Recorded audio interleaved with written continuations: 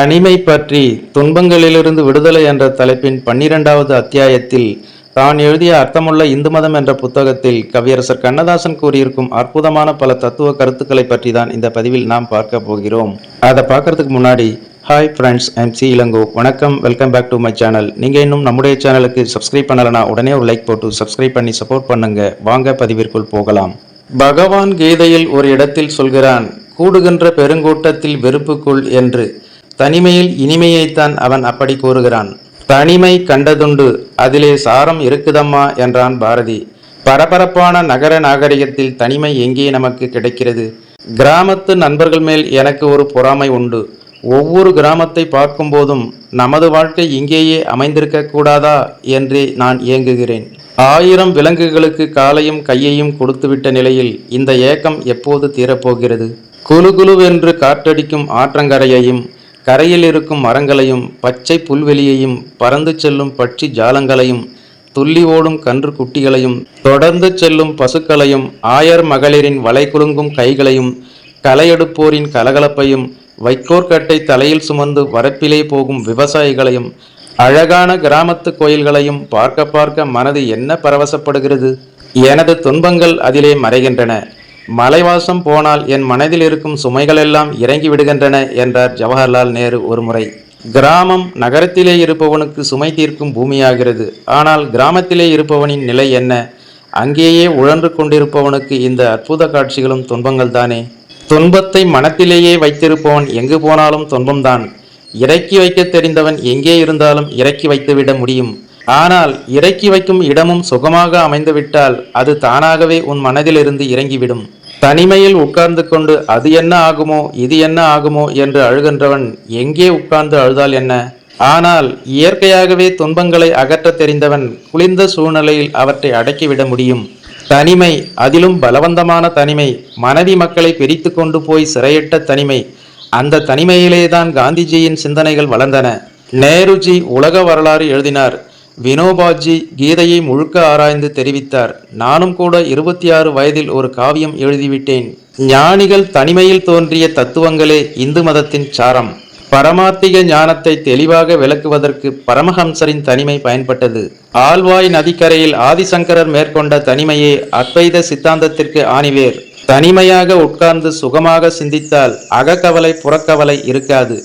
எங்கே தனியாக உட்கார்ந்து சிந்தித்துப்பார். கற்பனை புறாவை பறக்கவிடு. அழகான பெண் ஒருத்தியை காதலிப்பது போலவும், அடுக்கடுக்காக புகழ் மாலைகள் குவிவது போலவும், ஊரெல்லாம் உன்னை தேடுவது போலவும் கற்பனையை வளர்த்துக்கொள். அப்படியே வீடு திரும்பு, சாப்பிட்டு விட்டு தூங்கு. இனிமையான கனவுகள் வரும்.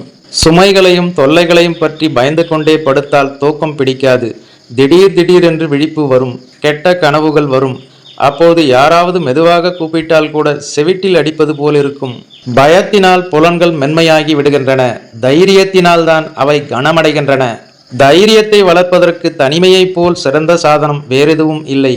அதிலும் பசுமை நிறைந்த காடுகளில் நடந்து சென்றால் ஒரு உற்சாகமும் தைரியமும் வரும். அதனால்தான் ஞானிகள் தங்கள் வாழ்க்கைக்கு காடுகளை தேர்ந்தெடுத்தார்கள். கட்டுப்பாடற்ற சிட்டுக்குருவிகள், மரமேறி தாவும் குரங்குகள், துள்ளி திரியும் மான்குட்டிகள், இவற்றை காணும்போது உள்ளம் எவ்வளவு உற்சாகம் அடைகிறது.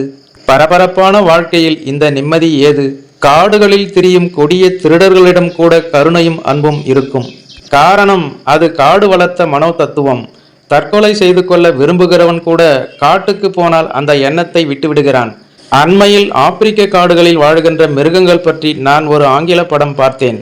அதற்கு யானை ராஜா என்று பெயரிட்டு நானே பின்னணி உரை எழுதி முன்பகுதியையும் பின்பகுதியையும் நானே பேசியிருக்கிறேன். அது வெறும் படம்தான். ஆனால் அதை பார்த்து கொண்டிருந்த 90 நிமிஷங்களும் ஆப்பிரிக்க காட்டிலே உலாவுவது போல் இருந்தது. கேள்வி கேட்பாரில்லாமல் ஓடிக்கொண்டிருக்கும் ஆறுகள், அந்த ஆறுகளிலே லட்சக்கணக்கில் நாரைகள் சிறகடித்து கொண்டே அவை தண்ணீர் மீது ஓடுவதும், பிறகு அணிவகுத்து கொண்டு பறப்பதும், வட்ட வடிவமாக சதுர வடிவமாக அவை அணிவகுப்பதும், ஏதோ 1000 பூமாலைகளை ஆளுக்கொன்றாக எடுத்துக்கொண்டு வகை வகையாக ஆட்டுவது போல் இருந்தது.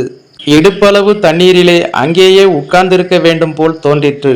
ஓடிக்கொண்டிருக்கும் இடுப்பளவு தண்ணீரில் உட்கார்ந்திருந்தால் உஷ்ண கோளாறு வராது, மனம் கொதிக்காது, சாத்வீக குணம் வரும், போனால் போகட்டும் என்ற உணர்வு வரும், எந்த துன்பத்தையும் அலட்சியப்படுத்தும் அமைதி வரும்.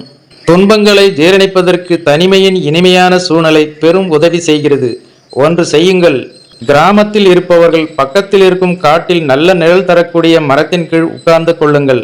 அதுவும் ஓடுகிற தண்ணீரிலோ குளத்து தண்ணீரிலோ விழுந்து குளித்து பிற்பாடு துண்டை விரித்து உட்காருங்கள். நகரத்தில் இருப்பவர்கள் காற்றோட்டமான தனி அறையை தேர்ந்தெடுத்து கொண்டு அங்கேயே உட்காருங்கள். இதற்கு காலை அல்லது மாலை நேரமே உகந்தது. எதிரே ஏதாவது ஒரு தெய்வத்தின் சிலை இருந்தால் நல்லது, இல்லாவிட்டாலும் கவலை இல்லை. எங்கே பிரார்த்தியுங்கள். பிறப்புக்கு முன்னாலும் இறப்புக்கு பின்னாலும் பொறுப்பேற்று கொண்டிருக்கும் பெருமானே, உன்னை நான் வணங்குகிறேன். மரத்திலிருந்து உதிர்ந்த சருகு காற்றிலே அலைக்கழிக்கப்படுவது போல் மண்ணிலே விழுந்து நானும் அலைக்கழிக்கப்படுகிறேன். எனக்கு வரும் துன்பங்கள் எவையும் என்னால் உண்டாக்கப்பட்டவை அல்ல. அப்படி நானே உண்டாக்கியிருந்தால் அது பூர்வ ஜென்மத்தின் தொடர்ச்சியாக இருந்தால் என் மீது கருணை வைத்து அவற்றை எடுத்து கொண்டு விடு. நான் அரக்கனாக இருந்ததில்லை, இருக்கவும் மாட்டேன். அப்படி இருந்திருந்தால் என் அறியாமையை மன்னித்து விடு. நல்லது என்று நினைத்து நான் செய்வதெல்லாம் தீமையாக முடிவதென்றால் அதற்கு உன்னை தவிர வேறு காரணம் இருக்க முடியாது. என் அறிவு சிறியது, உன் ஆட்சி பீடம் பெரியது. அகந்தை, ஆணவம் இவற்றால் நான் தவறு செய்திருந்தால் இதுவரை நான் அனுபவித்த தண்டனை போதும். இனி ஒருவருக்கும் கனவிலும் நான் தீங்கிழைக்க மாட்டேன். இறைவா, எனக்கும் மற்றவர்கள் தீங்கிழைக்கா வண்ணம் அருள் செய். இப்படி பிரார்த்தித்துவிட்டு பின்வரும் பாடல்களை பாடுங்கள். தாய் தந்தை இச்சையினால் தரணியிலே நான் பிறந்தேன். நாய்ப்பட்ட பாடெல்லாம் நான் படவோ பரம்பொருளே. தண்ணீரை கூட தவறி மிதித்தறியேன். கண்ணீரை சிந்தி கலங்குவதேன் பரம்பொருளே. அல்லற்பட்டு ஆற்றாது அழுதேன். எனக்கு வந்த தொல்லையெல்லாம் தீர்த்து துயர் துடைப்பாய் பரம்பொருளே. மாட்டின் மேல் உண்ணியைப் போல் மானிடர்கள் செய்கின்ற கேட்டையெல்லாம் நீக்கி கிளைத்தருள்வாய் பரம்பொருளே. தோழன் என எண்ணி தொடர்ந்தேன். நீயும் ஒரு வேழம் போலானால் விதியதுவோ பரம்பொருளே. கொண்ட மனையாலும் கொட்டுகின்ற தேலானால் பண்டு நான் செய்ததொரு பாவமென்ன பரம்பொருளே. ஈன்றெடுத்த பிள்ளைகளும் எனக்கே பகையானால் சான்றோர்க்கு நான் செய்த தவறெதுவோ பரம்பொருளே. தடம் பார்த்து நான் செய்த சரியான தொழில் கூட கடன்காரன் ஆக்கியதே கை கொடுப்பாய் பரம்பொருளே. ஒருவேளை சோற்றை உட்கார்ந்தே உண்ணுகையில் மறுவேளை சோர் எனக்கு மயங்குவதேன் பரம்பொருளே. செய்யாத குற்றமெல்லாம் செய்தேன் எனச் சொல்லி பொய்யான வழக்கென் மேல் போடுவதேன் பரம்பொருளே. எந்த வழக்கானாலும் என்னோடு நீ இருந்து சொந்தமென காத்து துணையிருப்பாய் பரம்பொருளே. பஞ்சாட்சரம் சொல்லி பழகாதிருந்ததற்கு நஞ்சாய் கொடுத்தாய் நீ, நான் அறிந்தேன் பரம்பொருளே. உன்னை தவிர ஒரு உயிர் துணை காணாமல் எண்ணி வதைகின்றேன், எனை காப்பாய் பரம்பொருளே. கண்ணாடி துண்டுகளின் காலிலே தைக்கவில்லை, கண்ணிலே தைத்தென்னை கலக்குவதேன் பரம்பொருளே. எங்கும் நிறைந்தாயே, எவரையும் நீ காப்பாயே, தங்குவதற்கென் வீடு தரமிலையோ பரம்பொருளே. கங்கையிலே முழுகி வர காசு பணம் இல்லை என்று என் கையால் விளக்கொன்றை ஏற்றுகிறேன் பரம்பொருளே. ஏற்றுகின்ற விளக்குக்கு எண்ணெய் இல்லை என்றக்கால் ஊற்றுகின்ற நெய்யாக ஓடிவா பரம்பொருளே. ஊனக்கண் எத்தனைதான் உலகத்தை பார்த்தாலும் ஞான குருடனுக்கு நலமேது பரம்பொருளே. பாலூட்ட வந்தாயே பரிந்தே எனையணைத்து தாளாட்ட வருவாயா தாயே பரம்பொருளே. ஆற்றில் ஒரு காலம் அறியாமை என்பதொரு சேற்றில் ஒரு காலமாக திரிகின்றேன் பரம்பொருளே. எந்த கால் வைத்தாலும் ஏதோ தடுக்கிறது, சொந்தக்கால் இல்லை என துணிந்தேன் பரம்பொருளே. உன் காலை வாங்கி உலாவ மறந்த பின்னர் என் காலை கொண்டு நான் எது செய்வேன் பரம்பொருளே. தான் போட்ட கண்ணியிலே தானே விழுந்தது போல் நான் போட்டு விழுந்தேனே, நலந்தருவாய் பரம்பொருளே. சூதாடி தோற்றவர்க்கு துணையிருக்க வந்தாயே, வாதாடி கெட்டவர்க்கு வழி ஒன்று காட்டாயோ. அரக்கர் குலமெல்லாம் அன்றோடு அழியவில்லை, இரக்கமில்லார் வடிவாக இன்னும் இருக்குதையோ. வாய் விரித்து சோறு பல்பேர்க்கும் தந்தவனே, வாய் நிறையும் சோற்றுக்கும் வழிகாட்ட மாட்டாயா. எத்தனையோ கேள்விகளை எழுப்பிவிட்டாய் பூமியிலே, இத்தனைக்கும் நான் ஒருவன் எப்படித்தான் பதில் சொல்வேன். துன்பத்தை தானே தொடர்ந்தெனக்கு வைத்தாய், இன்பத்தை எப்போது எனக்கு வைப்பாய் பரம்பொருளே. ஐயா, நின் பாதமடியேன் மறவாமல் மெய்யாய் தொழுகிறேன், வினை தீர்ப்பாய் பரம்பொருளே. காவல் ஒரு வில்லாக கருணை ஒரு வேலாக கோவில் உரு கொண்டாயே, குறை தீர்க்க மாட்டாயோ. தூங்குகிற வேலை நீ தோன்றுவாய் கனவிலென ஏங்குகிறேன் ஐயா, நீ எப்போது வருவாயோ. மஞ்சளினை சுண்ணாம்பு மணந்தால் சிவப்பது போல் நெஞ்சமெல்லாம் துன்பத்தால் நிறைந்து சிவப்பதென்ன. பழுதறியா பிள்ளை இது, பாவமே செய்தாலும் அழுதறியா வாழ்வொன்றை அளிப்பாய் பரம்பொருளே. நெஞ்செறிய ஒருபோதும் நிறைபாவம் செய்ததில்லை, அஞ்சாமற் சொல்கின்றேன் அகம்தானே என் சாட்சி. மாற்றார் உரிமையை நான் மனமறிய கவர்ந்திருந்தால் ஆற்றாது அழுவதென் அகக்கடமை என்றிருப்பேன். இந்து மத சாத்திரங்கள் எதையும் பழித்திருந்தால் பந்துபடும் பாடு படுவதற்கு சம்மதிப்பேன். நற்கோவில் சிலையதனை நான் உடைத்து போட்டிருந்தால் தற்கால தொல்லைகளை தாங்க துணிந்திருப்பேன். அடுத்தார் மனைவியை நான் ஆசை வைத்து பார்த்திருந்தால் படுத்தால் எழாதபடி பாய் விரித்து கிடந்திருப்பேன். நல்லதொரு தண்ணீரில் நஞ்சை விதைத்திருந்தால் கல்லாய் கிடப்பது உன் கருணை என நினைத்திருப்பேன். தாயை மகனை தனித்தனியே பிரித்திருந்தால் நாயையே என்னை விட நற்பிறவி என்றிருப்பேன். கல்யாணம் ஆகாத கன்னியரை பற்றி ஒரு சொல்லாத வார்த்தையினை சொன்னால் அழிந்திருப்பேன். பருவம் வராதவளை பள்ளியறை கழைத்திருந்தால் தெரு தெருவாய் ஒரு கவலம் தேடி திரிந்திருப்பேன். நான் அறிந்து செய்ததில்லை, நலமிழந்து போனதில்லை, வாய் திறந்து கேட்கிறேன், வாழ வைப்பாய் பரம்பொருளே. சக்தியுல மட்டில் தவறாமல் நாள்தோறும் பக்தி செய்ய புறப்பட்டேன், பக்கம் வா பரம்பொருளே. மாடு மனை மாளிகையில் மலர்த்தோட்டம் கேட்கவில்லை, பாடும்படும் என் நெஞ்சில் பாலூற்று பரம்பொருளே. தாயும் நீ, தந்தை நீ, சார்ந்திருக்கும் சுற்றமும் நீ, வாயும் நீ, வயிறும் நீ, வரமளிக்கும் தேவனும் நீ. நோயும் நீ, மருந்தும் நீ, நோவுடனே சுகமும் நீ, ஆயும் குணமளிக்கும் ஆறாவது அறிவும் நீ. இறப்பும் பிறப்பும் நீ, இருட்டும் வெளிச்சமும் நீ, மறப்பும் நினைப்பும் நீ, மனக்கோவில் தேவதை நீ. எல்லாமும் நீயே, எனை பெற்ற பெருந்தாயே. இல்லாதான் கேட்கிறேன், இந்த வரம் அருள்வாயே. இன்பவரம் தராமல் இதுதான் உன் விதி என்றால் துன்பமே இன்பமென தொடர்வேன் பரம்பொருளே. பாமர மனிதனுக்கு நான் சொல்லும் தியான யோகமே இதுவரையில் கண்டது. ஆனால் பக்குவம் பெற்ற மனிதர்களுக்கு சற்று கடுமையான தியான முறையை பகவான் கீதையிலே விளக்குகிறான்.